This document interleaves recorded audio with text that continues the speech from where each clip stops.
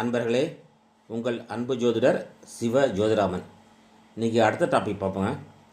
ஜோசியத்தில் அதாவது அஸ்வினிலேருந்து ரேவதி வரைக்கும் 27 நட்சத்திரம் இருக்குது. இந்த 27 நட்சத்திரத்தில் மாரகாதிபதி ஒவ்வொரு லக்னத்துக்கும் ஒவ்வொரு மாரகாதிபதி இருப்பாங்க. அந்த மாரகாதிபதி இந்த நட்சத்திரத்தை நிற்கும்போது என்ன மாதிரியான நோய்கள் வரும் அப்படிங்கிறத பற்றி ஒரு 4 நட்சத்திரத்தை பற்றி பார்ப்போங்க.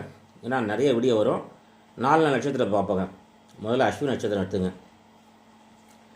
அஸ்வினி நட்சத்திரத்தில் மாரகாதிபதி என்னிட்டு இருந்தாங்கன்னா தலையில் காயம் ஏற்படும், மூளை குடைச்சல் ஏற்படும், இரத்த நாணங்களில் ரத்தம் உறைஞ்சி போகும், மூளை சார்ந்த இரத்த சோகை ஏற்படும், மயங்கி சோர்தல் ஏற்படும், காக்காய் வலிப்பு ஏற்படும், உடல் தசைகள் திடீரென இறுகுதல், தொடையெல்லாம் இறுகி போச்சுன்னு சொல்கிறோம்ல அது மாதிரி, தசை முருகு வேதனை, தலையின் எதிரும் ஒரு பக்கத்தில் கடுமையான தலைவலி, நரம்பு வலி, இயற்கைக்கு மாறான ஆழ்ந்த உறக்க நிலை, உணர்விழந்த முழு மயக்க நிலை, மூளை சார்ந்த குருதிப்போக்கு, முடக்குவாத பாதிப்பு, தூக்கமின்மை, முறை காய்ச்சல், தண்டு மூளை, சவ்வு காய்ச்சல், பெரியம்மை, இது போன்ற நோய்கள்லாம் அஸ்வினி நட்சத்திரத்தில் ஒரு மாரகாதிபதியோ பாதகாதிபதியோ நீட்டிருக்கும்போது இந்த மாதிரி நோய்கள்லாம் ஏற்படும்.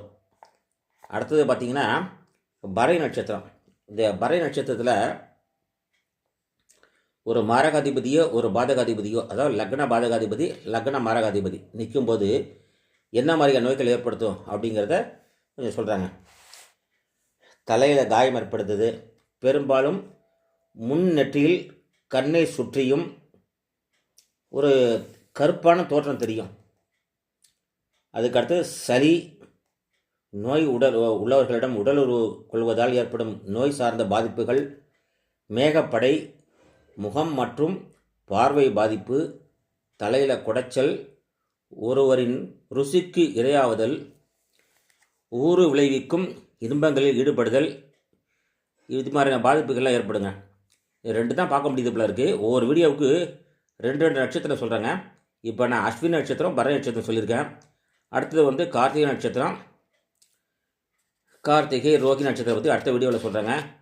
இதை கொஞ்சம் தெளிவாக தெரிஞ்சு வச்சுக்கிட்டிங்கன்னா ஈஸியாக நீங்களும் ஜோசியம் பார்க்கும்போது ஈஸியாக இருக்கலாம். இப்படிக்கு ஸ்ரீ திருச்செந்தூர் முருகன் ஜோதிடாலயம் மற்றும் ஸ்ரீ பத்ரன் அகோர மந்திராலயம், கும்பகோணம். நன்றி, வணக்கம்.